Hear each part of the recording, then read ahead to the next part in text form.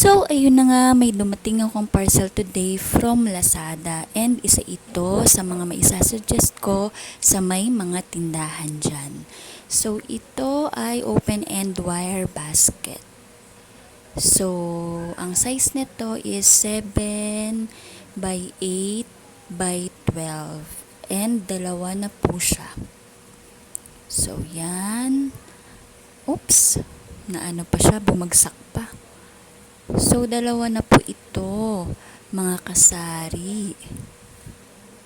So, sa ating mga kasari dyan, napakaganda po nito. Kung wala pa po kayo, mag-check out na po kayo. Ilalagay ko po sa comment section ang link ng product na ito. Pwede po kayong pumili ng mga sizes. So, ako ang napili ko is ito.